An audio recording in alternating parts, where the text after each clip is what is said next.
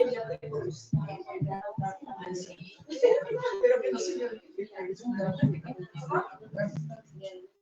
muy buenas tardes. En nombre de Bonilla Artigas Editores y de Librería Bonilla, les damos la bienvenida a esta presentación de Araña en el Corazón, Trabajos Críticos en su honor, libro coordinado por la doctora Mayuri Morales. Para la presentación de hoy contaremos con la presencia de la coordinadora Mayuri Morales, de Edith Negrín y de Luz Gutiérrez. Bienvenidos.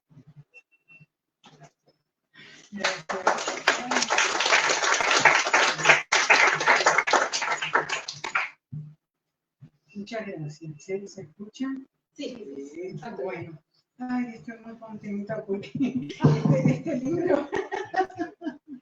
este libro que ha sido hecho con muchísimo amor, ahí está en el título la palabra corazón. Realmente le tocó un poco atravesar en su hechura, ¿no? Entrar en la dinámica también de la pandemia. Entonces, fue un trabajo en equipo que se tuvo que filtrar y tratar de... Sí, fue un trabajo en equipo que se tuvo que filtrar, ¿no? Primero porque, bueno, Aralia se nos fue así como demasiado rápido y necesitamos como enfrentar esa pérdida, ¿no? Esa ausencia y poder pensar en algo, pero realmente fue difícil. Y bueno, pues acordamos ya después de un poco de pasar, ¿no? El impacto y además que tuvo un segundo impacto, que fue todo un plan de jubilación donde se nos fueron pues, muchas compañeras y eso también había que filtrarlo y en eso también casi que llegamos a la pandemia, ¿no? Pero ya a mediados del 2019 estábamos hablando de hacer algo de homenaje a Aralia. Realmente por afecto y por intelecto merecía ese homenaje. Y bueno, nos reunimos varios de las antiguas compañeras que fundaron con ella el taller Diana Morán, que estuvieron muy cerca, algunas en el doctorado, otras en el doctorado y el taller, y otros compañeros de la UAM Iztapalapa, algunos del área, otros que habían sido sus alumnos también, o sus alumnas, otros del posgrado, y ahí fueron saliendo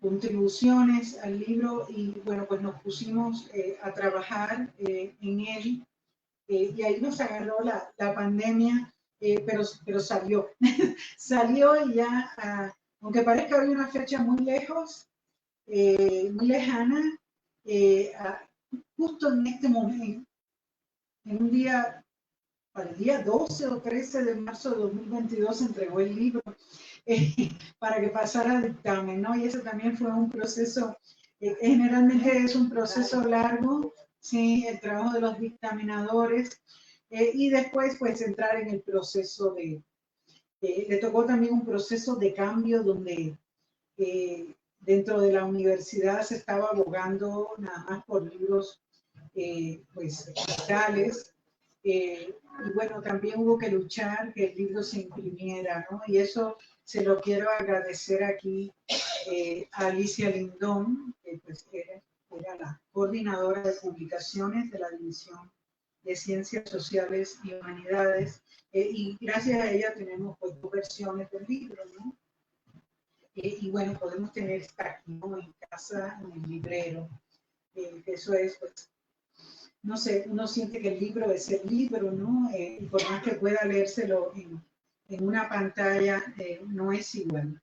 Bueno, este libro tratamos de hacer, digamos que coincidir los intereses de quienes estábamos participando en él y los intereses de Aralia, o sea, como una manera de homenajearla.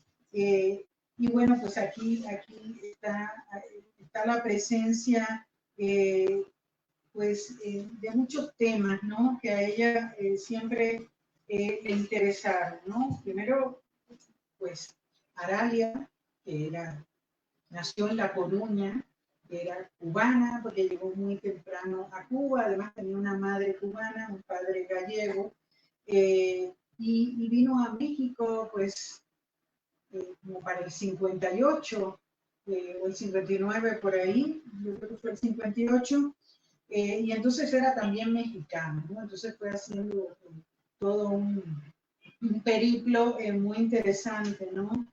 Y de alguna manera ella tenía conexiones con todo eso. Entonces, hay temas que eran importantes para ella, ¿no?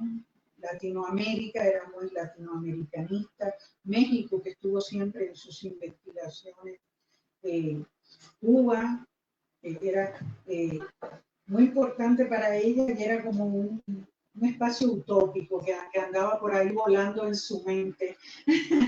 El exilio, un tema que también interesaba mucho, y aquí está presente las escritoras, por supuesto. Aralia fue una pionera, ella escribe digamos, el primer intento de articular el desarrollo de las escritoras latinoamericanas en el siglo XX, en ese libro que es De la intimidad a la acción. Y bueno, fue algo recurrente en ella. Ella pues fue fundadora del taller Diana Morán, y también un poco desde el pie, o sea, estuvo ahí de pionera, ¿no? Tuvo un gran interés por el ensayo, era una ensayista nata, o sea, siempre se involucraba mucho en lo que escribía, siempre se exponía, ¿no? Y eso es algo que distingue sus textos, ¿no? Y que le dan esa dimensión de alguien que te habla, ¿no? Que te quiere enseñar, y que a la vez se ocupa de la recepción de lo que está escribiendo. Le interesaba mucho la crítica, por supuesto, y la teoría literaria latinoamericana. Ella pues también fue fundadora del posgrado en teoría literaria junto con Gillian. Y bueno, además de esto, pues estas fundaciones, ¿no? que tuvo y que aparecen en el libro como una parte que yo le dedico, pues, un trabajo un poco a recuperar sus textos críticos sobre las mujeres, los que me parecieron así como que marcan una pauta, que es De la intimidad a la acción. La espiral parece un círculo, y la introducción que ella hace, que no es una introducción realmente, es una especie de marco teórico, de marco crítico a Sin imágenes falsas, sin falsos espejos. Y el otro trabajo que es el de Ana Rosa, que reconstruye la fundación del taller, ¿no?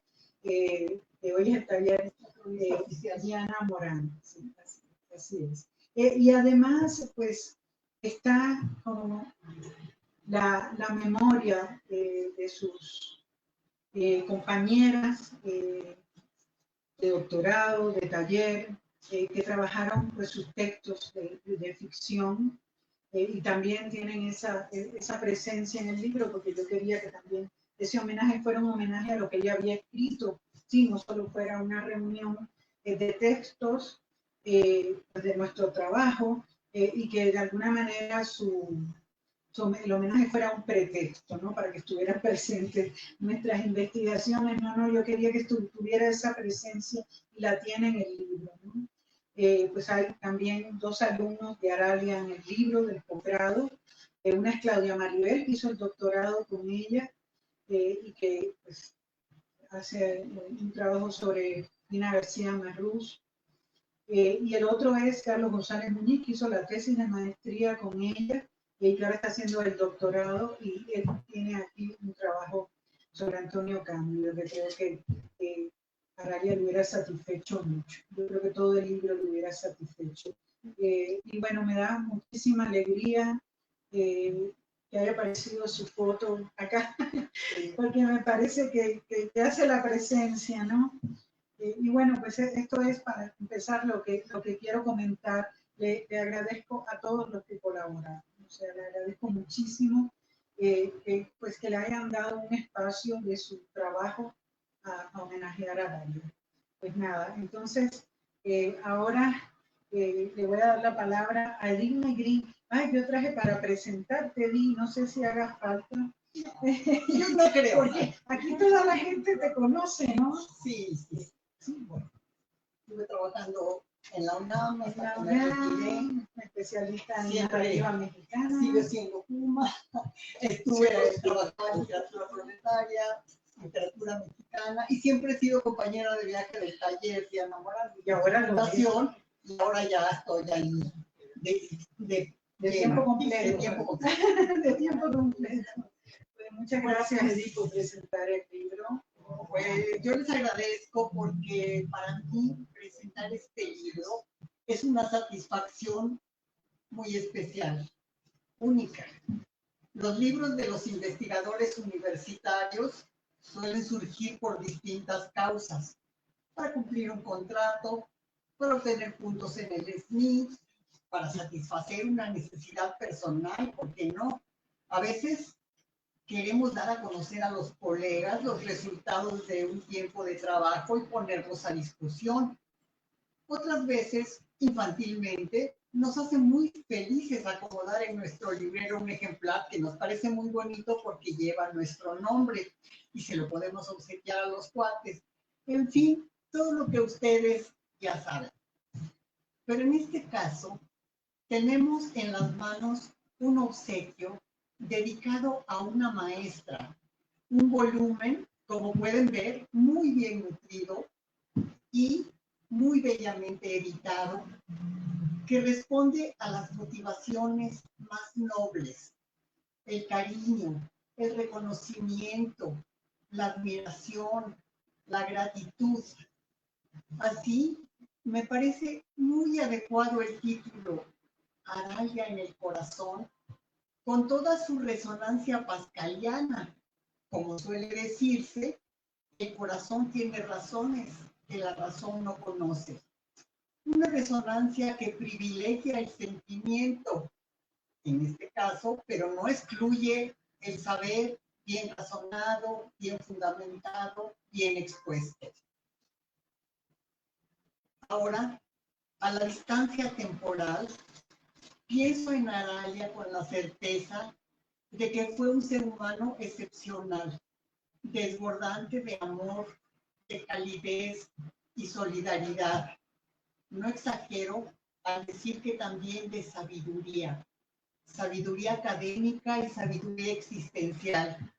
Quienes conocimos a esta cubana, puertorriqueña, mexicana, en fin, latinoamericana, como amiga, como compañera, como familiar, como maestra, tenemos claro que era entrañable y merece un homenaje como el presente, entre otros, que recibió y seguirá recibiendo donde quiera que se encuentre. Algo muy curioso de Aralia, que algunas personas, ahora que estuve en un congreso en Mérida y les contaba, no sabían, es que a Aralia le gustaba mucho leer el café, leer las cartas, leer el lichín, pero para ella todo era como un juego y como un pretexto para decirles, ¿no? Nos dejaba así como pavos reales, ¿no? Y así lo hacía en todo momento, era muy estimulante por sus acotaciones tan positivas. Una vez me dijo, oye, ¿me puedes llevar a mi casa? Yo entonces vivía por Jardín Balbuena, estábamos por el Colegio de México. Y le dije, sí, claro, pues como voy tan lejos, te puedo tomar muchos caminos. Y me dijo, eso te define. Uy, yo me fui repitiendo a mi casa, tan lejos, tan lejos. O sea, no, verdaderamente era una persona que le hacía a uno sentir bien, inteligente, capaz de hacer cosas, y entonces ese era un aspecto muy bonito. O sea, un proyecto con ella era un proyecto que iba a salir bien. Aralia en el corazón es un conjunto de ensayos que fue coordinado y editado por otra latinoamericana, Mayuli Morales Faedo, quien asimismo escribió una atinada introducción, que ya les dio una aprobada. Ella es profesora de la Universidad Autónoma Metropolitana Iztapalapa, el mismo plantel donde Aralia laboró por muchos años. La institución, junto con Bonilla Artigas Editores, publican el libro que lleva la fecha de 2023. El primer apartado del conjunto se titula Trabajos críticos en su honor. Consta de 6 ensayos, donde especialistas trabajan temas afines a los que concentraron el empeño de nuestra amiga. Abre el grupo el artículo de Osmar Sánchez Aguilera, que se llama, y cuando lo nombro, puntos suspensivos, Gabriela Mistral lee a José Martí. El autor explora los textos de la Premio Nobel chilena sobre el apóstol, donde sorprendentemente hizo varios hallazgos. Gabriela Mistral encontró en Martí similitudes con su propia prosa. El autor también analiza con puntualidad diversos textos que nos ponen a pensar en la vigencia de las concepciones latinoamericanistas de ambos autores consagrados. En otro escrito, César A. Núñez centra su investigación en una escritora nacida a inicios del siglo XX, yo la desconocía, llamada Silvia Mistral, que no era pariente de Gabriela. Si bien nacida en Cuba, identificada con sus padres que habían emigrado de España, escribe un texto llamado Éxodo, diario de una refugiada española, que fue publicado en 1940 con prólogo de León Felipe. Núñez detalla exhaustivamente la recepción crítica del texto y analiza con puntualidad su contenido. El tercer ensayo me encantó. Se denomina El lugar de Ramón Gómez de la Serna en Segrel, la revista Segrel, una revista de la segunda generación del exilio español. Esta publicación fue fundada en 1951 por artistas como Luis Ríos y Arturo Souto Alabarce, que al margen podría yo hablar largo rato porque fueron muy queridos profesores míos, también de Luz Helena Zamudio, porque la carrera que yo estudié en la UNAM fue fundada sobre todo por ese grupo de españoles y otros, ¿no? También participó en la revista Segrel el pintor Alberto, que nunca sé si se dice Gironella o Gironella. En el primer número se explica, y es una explicación muy bonita, que los segreles, que se podían llamar de varias maneras, eran hidalgos pobres que fungían como juglares y hacían una vida trashumante de castillo en castillo, transmitiendo composiciones ajenas y propias. El autor de este ensayo tan bonito, Pablo Muñoz Covarrubias, deja ver a través de un comentario de Luis Ríos Caso, hijo de Luis Ríos, y de una extensa fundamentación bibliográfica que la revista se proponía asumir y desarrollar la tradición hispánica desde la libertad que la situación mexicana les ofrecía, lo mismo que la carrera fue fundada para eso. El autor se centra, como indica su título, en el papel que Gómez de la Serna jugó en esta publicación. El cuarto ensayo, que también me gustó mucho, escrito por Claudia Maribel Domínguez Miranda, se llama Fina García Marrús, una crítica incondicionada a la controversia. Si es para vivir tan poco, ¿de qué sirve saber tanto? A ver, ¿qué piensan ustedes? Este ensayo indaga las razones por las que obras de indudable calidad artística, como la de la poeta y crítica cubana García Marrús, fueron silenciadas durante largos periodos. Felizmente, el avance de los movimientos feministas han propiciado algunos rescates, sostiene la autora del artículo. Domínguez Miranda se centra en los textos de la poeta sobre Sor Juana Inés de la Cruz y la recepción crítica que tuvieron, y toma en cuenta la represión estatal ejercida sobre Heberto Padilla esposo de García Márquez, permite atisbar el campo literario cubano definido por el poder político. Bueno, no sabemos del caso de Alberto Padilla, que dividió a los escritores del boom, a padres e hijos, a los escritores de muchas partes, ¿no? Y no sé si a Aralia le acabaría gustando este enfoque, pero está perfecto. El artículo que ocupa el quinto lugar se titula Tradición y renovación del ensayo hispanoamericano, poéticas de ruptura. El autor, Alfonso Macedo Rodríguez, encabeza su escrito con un epígrafe de Augusto Monterroso en Movimiento Perpetuo. Y dado que en este libro se entrecruzan tres géneros literarios, el ensayo, el cuento y la poesía, lo clasifica como un libro extraño. Creo que ya Macedo se ha vuelto un especialista en autores y libros extraños, porque traza una excelente genealogía de estos libros que simplemente escapan a los géneros convencionales y que además con frecuencia cruzan las fronteras entre lo imaginario y lo real. Pasa por Reyes, Borges, Pitol, Piglia, entre otros autores latinoamericanos fundamentales, y llega hasta Cristina Rivera Garza, Guadalupe Nettel, Verónica Gerber Bisechi y Valeria Luiselli. El ensayo que cierra esta serie lleva el nombre de El sistema literario de Antonio Cándido, fundamento teórico de la crítica literaria latinoamericana. Ya mencionó este ensayo Mayuli. El autor es Carlos González. Las líneas forman parte de una amplia investigación sobre la historia intelectual de la crítica literaria hispanoamericana, algo que está por hacerse, ¿no? Todavía así, a fondo. Una inquietud que en 2010 se inició con una reflexión de la doctora Aralia López González, siempre sabia y aguda, y el autor dice que ella, siempre generosa, pues le permitió compartir estas propuestas. Por eso le dedica este ensayo. González Muñiz traza el estado de la crítica literaria hispanoamericana, producida en la década de los 50 por una serie de clásicos, entre los que están Mariátegui, Reyes, Fernández Retamar, Ángel Rama, Enrique Sureña, entre los principales.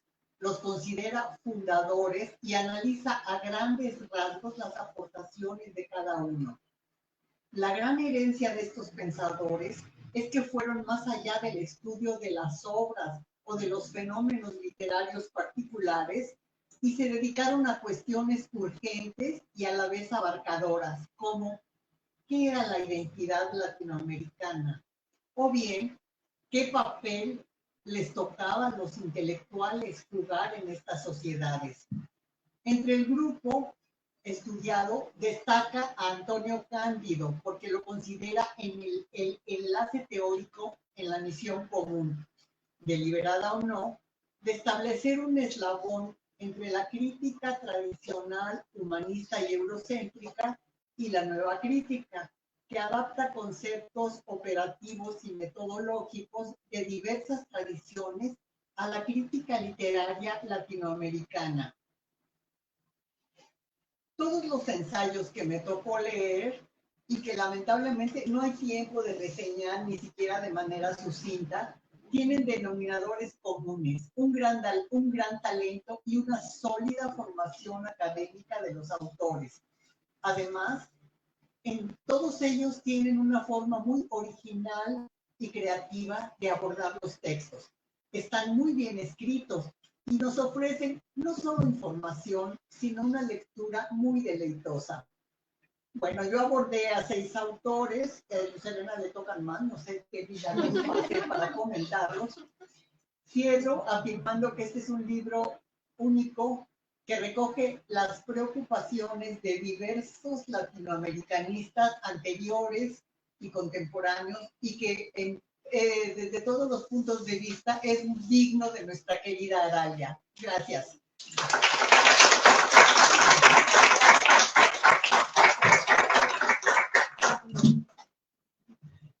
Gracias, Edith. Bueno, ahora Lucelina, que tampoco hay que presentarla, también del taller Diana Morán, condiscípula del doctorado de Aralia López, bueno, pues con una destacada trayectoria en el estudio de las escritoras latinoamericanas y mexicanas.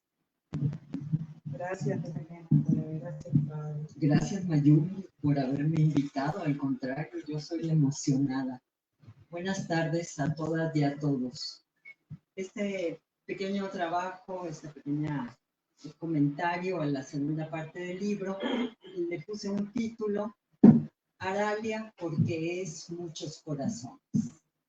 Jugando con tu título, Mayumi. Y lo que les voy a leer tiene dos partes. Una que es un esbozo general del libro, que toma la parte que ya trabajó tan bien, tan amorosamente, mi querida Edith, y lo que yo les expondré en la segunda parte, con todos los capítulos que ahí se encuentran. Creo que todas, todos los aquí reunidos, tenemos buenas razones, mejores recuerdos y enormes agradecimientos para Aralia López González. Los días se llenan de nostalgia en busca de su presencia y compañía que nos hace mucha falta. Por ello, comienzo a felicitar a la doctora Mayuli Morales Faedo, cubana de fuerte raigambre, por entregarnos hoy este libro bello, Aralia en el corazón, con la formidable portada, ya habló Edith de esto, con el rostro de Aralia, que según entiendo fue un regalo de Yareli su hija. Tiene un subtítulo, Trabajos críticos en su honor, y nos entrega este libro como un amuleto contra la ausencia y el olvido.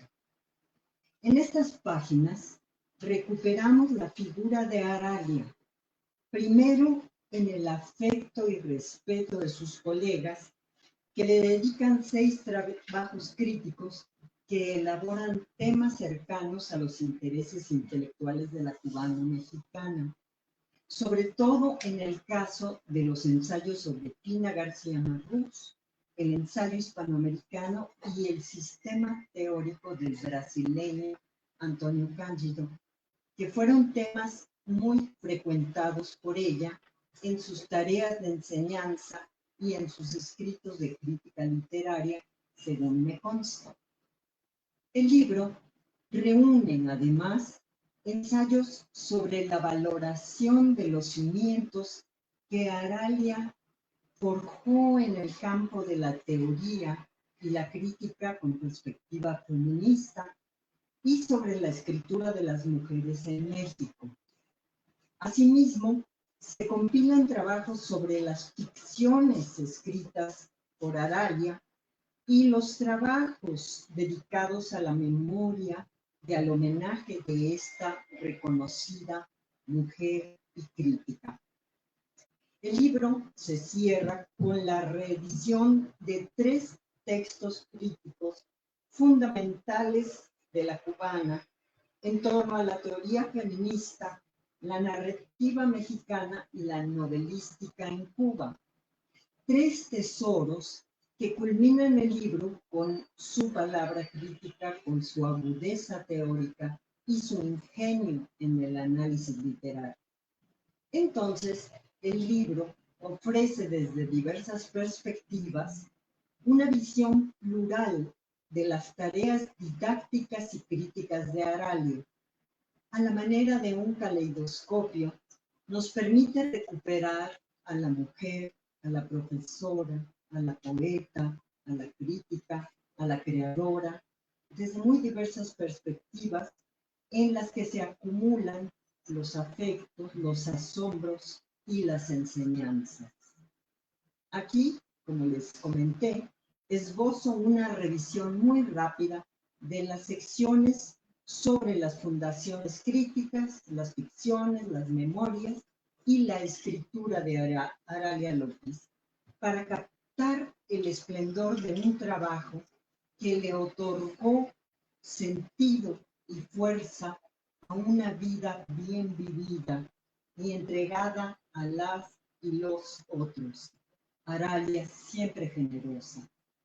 Conocí a Aralia en 1975, es decir, casi 50 años hace, como mi compañera en el doctorado en literatura hispánica. Y desde entonces, les aseguro que me ha acompañado como amiga y guía en múltiples aventuras intelectuales y vitales. Nada más les cuento que cuando yo me iba a casar, ella me tiró el lichín y me dijo, te salió la familia y vas a ser muy feliz. ¿Y qué razón tuvo? Porque ya llegué a los 45 años, con una familia hermosa. Ahora, este excelente libro que nos da Mayuli nos devuelve en su pensamiento y en su militancia política y feminista a nuestra amiga. Y así la sección que se llama Fundaciones Críticas, con 2 artículos, nos adentra en las labores pioneras de Aralia, de los trazos de una historia literaria, la configuración teórico-crítica de la escritura de mujeres, etc. Mayuli Morales, y la vuelvo a felicitar ahora, logra con inteligencia y agudeza captar el recorrido que Aralia hizo entre su tesis de maestría, escrita en 1975 en Puerto Rico y publicada en 1985, que se tituló De la intimidad a la acción, la narrativa de escritoras latinoamericanas y su desarrollo. Luego la tesis del doctorado, que se tituló La espiral parece un círculo, defendida en 1984 y publicada como libro en 1991 sobre Rosario Castellanos. Y además trabaja con la introducción al libro colectivo Sin imágenes falsas, sin falsos espejos, narradoras, etc. El título, que es un libro de 1995. En su análisis de estos textos, Mayuli pone al descubierto las lecturas e ideas en el camino intelectual de Aralia en el ámbito feminista y literario.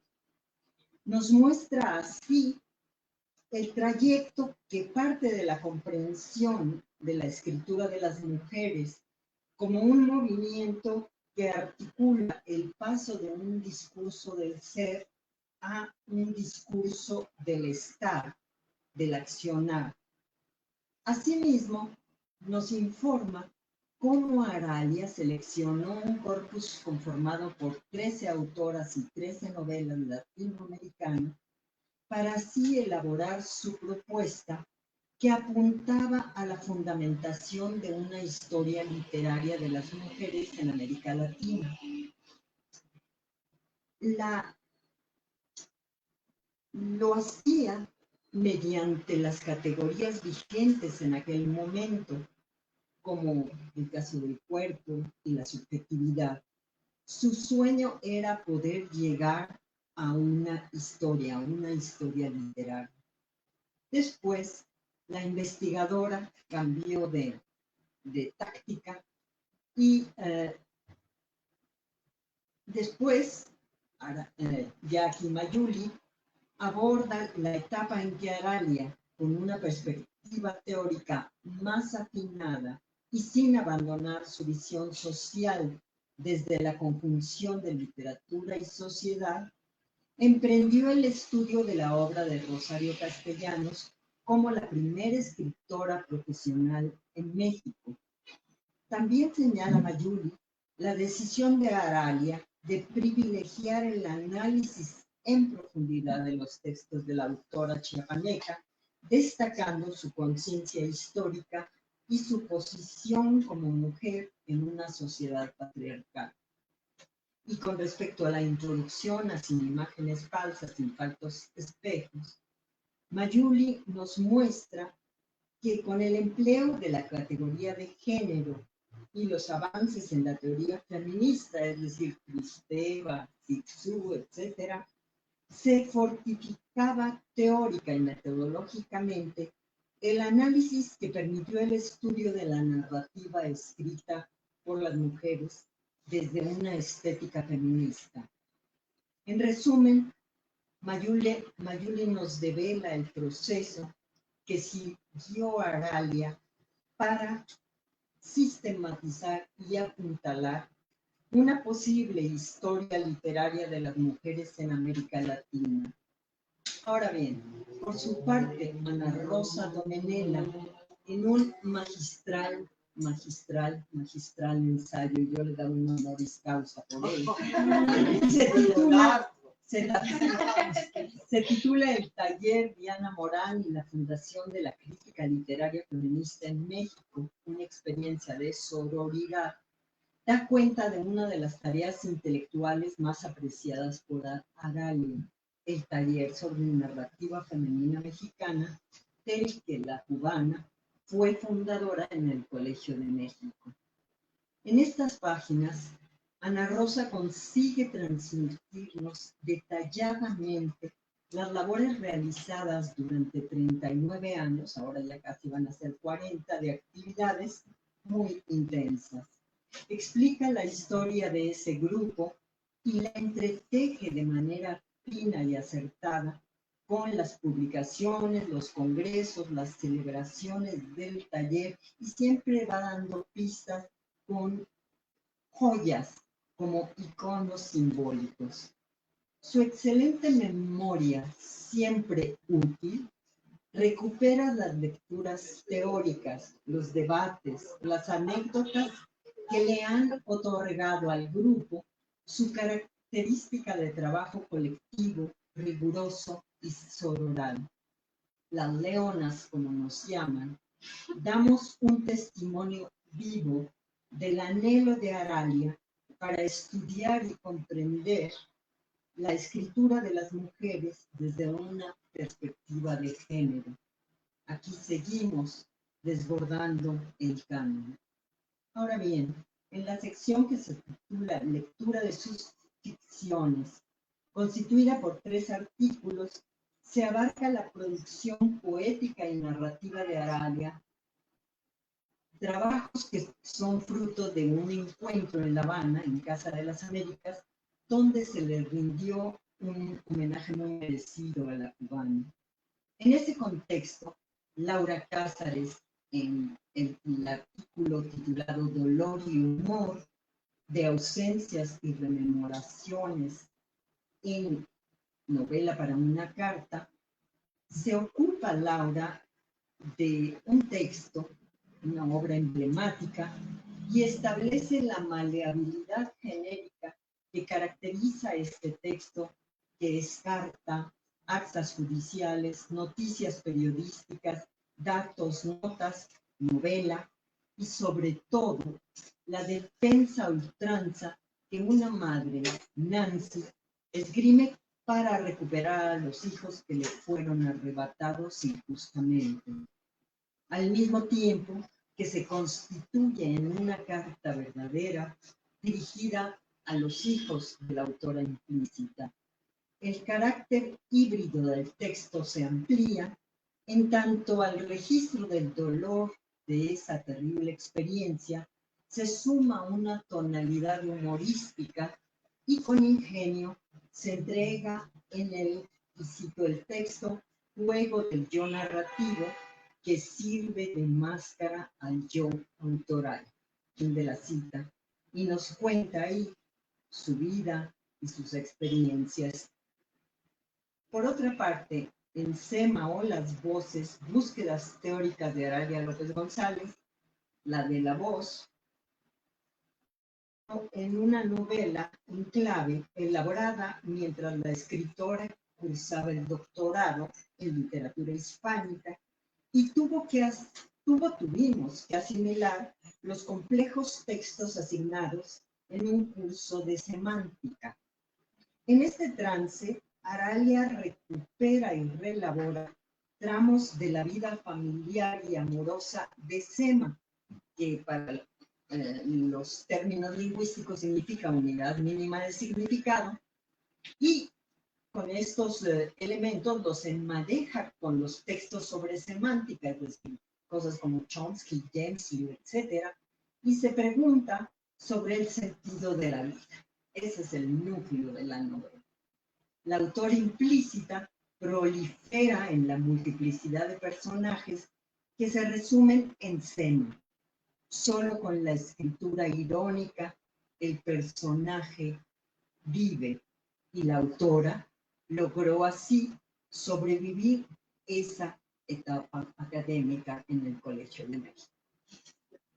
Elena Zamudio, en Huellas para encontrar a Aralia, se aproxima a Aralia poeta y logra atrapar los destellos de la escritora en su ensayo poético.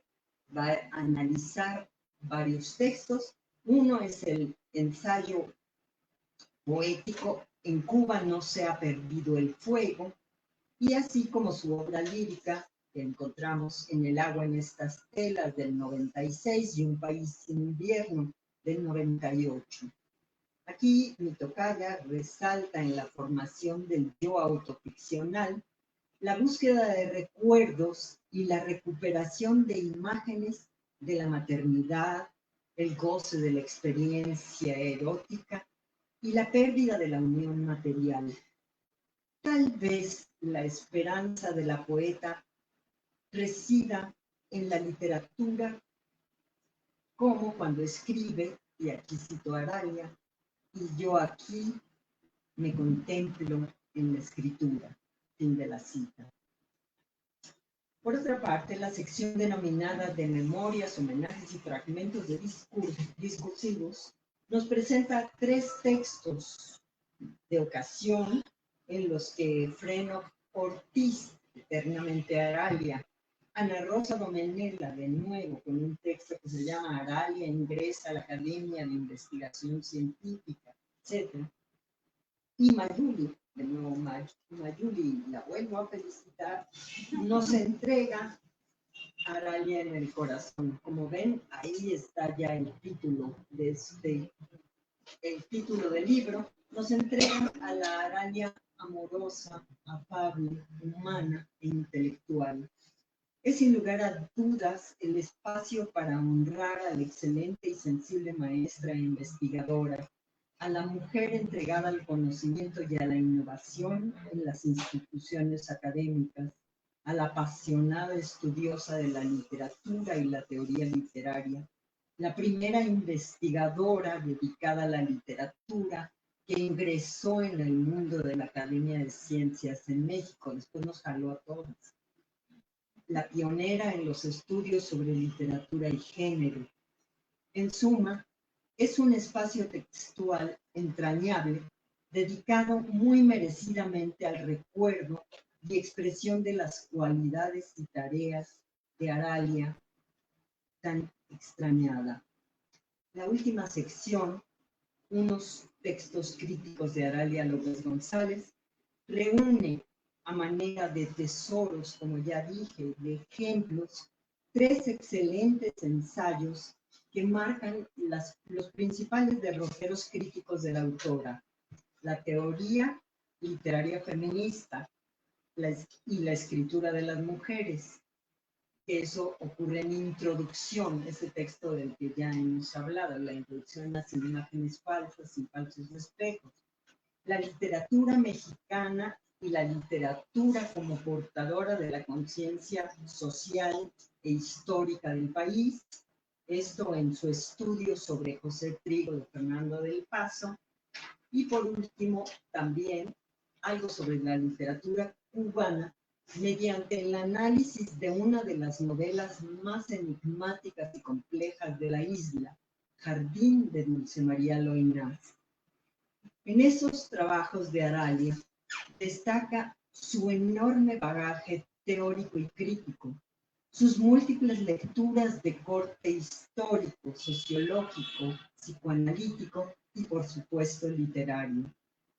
Así, como brilla su ingenio para introducirse en las numerosas capas de sentido en los textos que elige, dar con interpretaciones originales y recuperar la riqueza intelectual que conforma esos textos literarios. Aralia nos legó incuestionables ejemplos de análisis literario. Un análisis literario atrevido y certero, marcado por su visión feminista y su convicción política en favor de las y los oprimidos, las y los sometidos, las y los marginados, abajo la letra. Por todo este trayecto, Mayuli tiene mucha razón. Tenemos a Aralia en el corazón.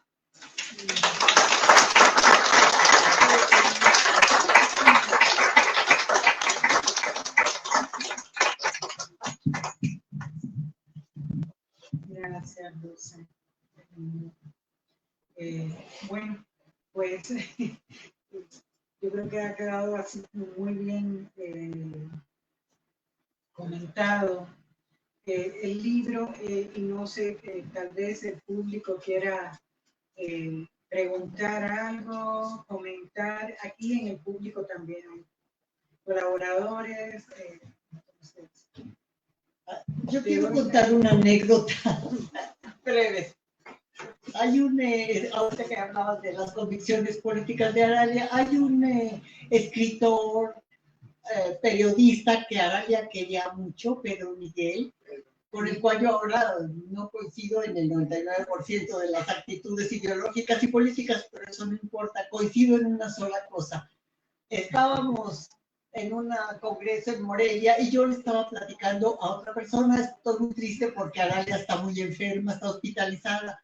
Pedro Miguel no estaba platicando conmigo, pero me oyó y me dijo, no te preocupes, Aralia es eterna.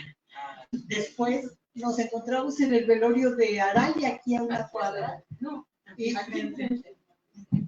Aquí enfrente. Este es su barrio.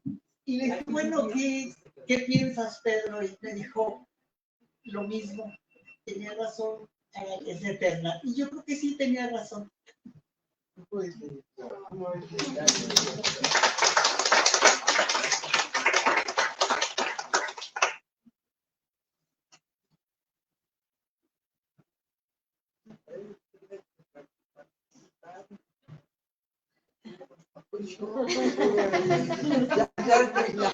no les puedo contar de nuevo el largo historial del taller, pero yo creo que Aralia estaría muy feliz de que lleguemos a los 40 años de trabajo. Ella tuvo una participación muy linda cuando cumplimos los 20 o los 25, hizo un texto donde dice sus ideas de por qué un grupo, que hay muchos grupos académicos que no duran tanto, ¿verdad? Entonces ella pensaba, uno, de que no éramos institucionales, pues somos un grupo de autogestión, aunque empezamos en el Colegio de México. Y por otro lado, pues esta sororidad, ¿no? De que realmente trabajamos como pares, y eso es una de las propuestas del feminismo que quizá no siempre la llevan a cabo, de defender las relaciones horizontales, ¿no? Y estar en contra de esta de verticalidad o autoritarismo, ¿no? Entonces, pues siempre tenemos un trabajo, también ser líderes de trabajo, ¿no? Si no, podríamos habernos convertido en un grupo de señoras amigas que nos reunimos una vez por semana a tomar el café y charlar, pero como aparte siempre tenemos un libro por hacer o un trabajo por discutir, un congreso a donde ir, pues esto tiene una transformación en un grupo realmente quizá único en cuanto a su permanencia y constancia, ¿no? Pero Aralia es la fundadora, Aralia es la mentora, la que nos impulsó y la última vez que participó en los aniversarios, que los últimos fueron en el Colegio de México, gracias a que Luz Helena estaba formando parte del colegio, llegó en silla de ruedas, ¿verdad? Fue a los, no sé si fueron los 30 o ya no sé, pero sí hasta último momento estuvo acompañándonos, ¿no? En los festejos y demás. Pues estoy muy emocionada porque, pues bueno, yo extraño mucho a Aralia. Gracias a ustedes por la lectura.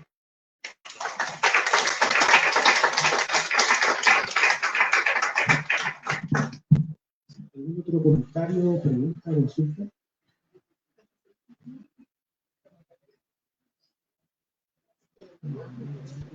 Acuerdo total. Anécdotas, lo que sea.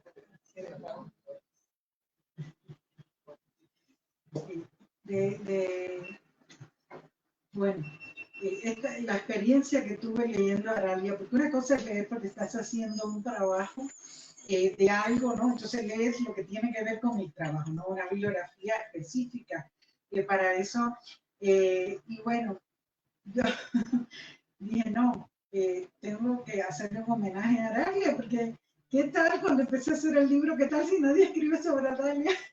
Y después dije, qué bueno que las luces y Laura van a escribir sobre Aralia, ¿no? Pero eso me asustaba un poco porque sentía que no era un homenaje de verdad. Entonces me puse a trabajarla, pero a trabajarla, a leerla a ella, a leerla, sí, la lógica de sus textos, ¿no? Y qué había, ¿no? Porque si uno hace un trabajo sobre castellano y lee a Aralia, bueno, lee lo que escribió sobre castellano, ¿no? Pero aquí había otra lógica. Y bueno, era pues un crecimiento teórico que se notaba mucho, que había pues un volver, ¿no? Sobre una serie de preocupaciones que tenían que ver con los textos de las mujeres, pero además también uno podía seguir qué había leído ella, ¿no? Para, pues, y con quién estaba dialogando ella en los textos. Bueno, lo digo cuando inicio mi trabajo, ¿no? De la lectura que yo hice de la intimidad a la acción, cuando estaba en el bien recién llegada a México, ¿no? Que pues yo estaba discutiendo, discutiendo en mi mente, ¿no? Lo que me parecía y lo que no me parecía en ese momento a mí, y leerlo con los años en que uno realmente se da cuenta de lo que es hacer un proceso intelectual de este tipo, ¿no? Y bueno, descubrí muchas cosas, ¿no? Primero, ¿qué le preocupaba a Aralia, por ejemplo, en el 75, cuando hace de la intimidad a la acción, que es su tesis de maestría, y que era, por lo menos, qué es lo que se cita? Uno no tiene en la bibliografía lo que lee, uno lee mucho más de lo que hay en la bibliografía, pero de todas maneras la bibliografía es un indicador como de hacia dónde va uno, ¿no? Y qué es lo que en ese momento realmente la toca intelectualmente, ¿no? Y todo lo que había alrededor en ese momento que ella, pues además no podía haber leído porque pues, estaba saliendo todo al momento, o sea, defendía la tesis y salían textos, no sé, en Francia, en España, en Estados Unidos, que por supuesto no llegaban al momento, ¿no? No era el mundo como hoy. Y me ha sorprendido encontrar qué era lo que realmente la movía y lo que más le interesaba, ¿no? Y uno de los, por eso usé la palabra también trabajos críticos en su honor, porque uno de los aspectos que más me llamó la atención era cómo usaba la idea de la literatura como trabajo, ¿sí?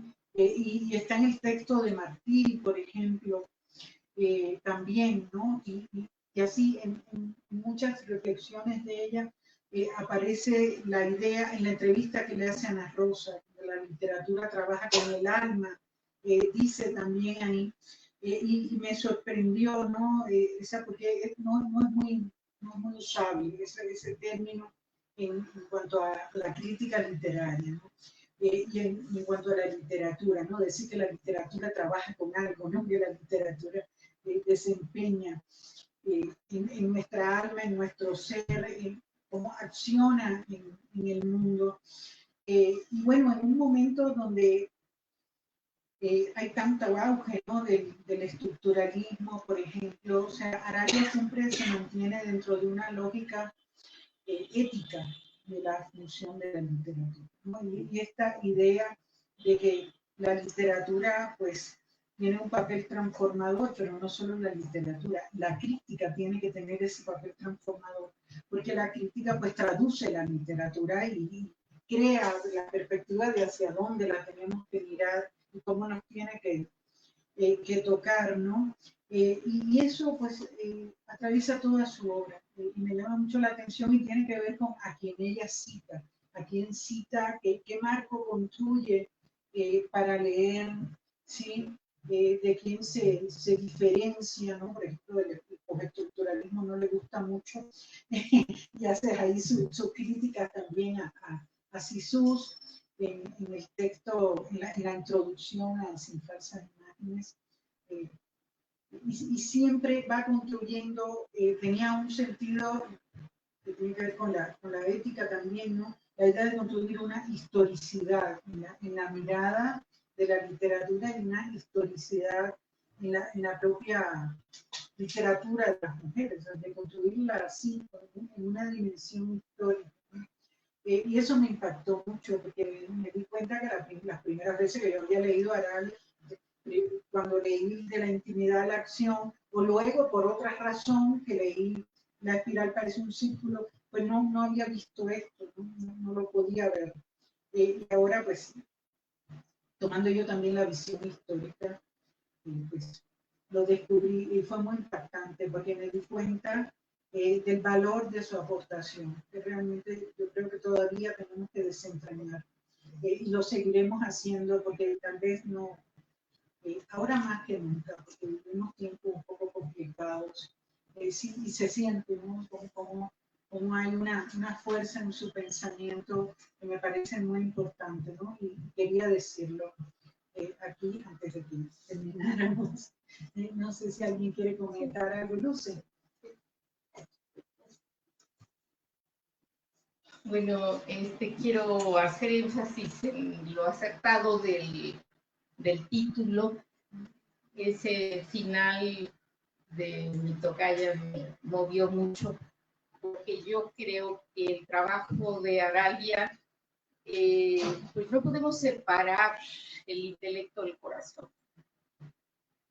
Ella nos convocaba en su casa, nos ofrecía, pues abría el corazón para nosotros,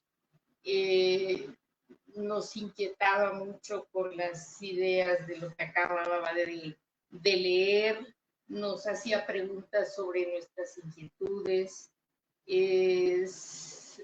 se metía por los caminos que uno no se podía imaginar, pero tenía tal influencia que pues fue decisiva su participación para la creación del área de literatura hispanoamericana en la UAM, así como del taller, como del posgrado. Es decir, ella estaba presente en todo. Su idea que de alguna manera estamos llevando a cabo, como reflexionábamos en alguna otra reunión, su idea de que hiciéramos esa historia de la literatura de mujeres, que la estamos haciendo parcialmente, pero era una de sus grandes inquietudes, ¿no? Entonces, ¿cómo lograba, así como soterradamente, movernos, convocarnos, invitarnos, conquistarnos? Yo realmente pues le tengo un cariño y tengo un recuerdo pues muy amoroso de su trato, tenía detalles así como la florecita o la mariposita que tenías que poner o que podrías poner en tu maceta y que la tenías ahí a Aralia, ¿no? Yo platiqué mucho también con ella por teléfono, en donde las pláticas se hacían eternas, nos pasaban 2 horas. y nos metíamos en temas que íbamos de la literatura a la cotidianidad. O sea, realmente sí creo que es un título afortunado porque no podemos separar a Aralia de ese movimiento del corazón que logró en gente como yo. Muchas gracias a todos.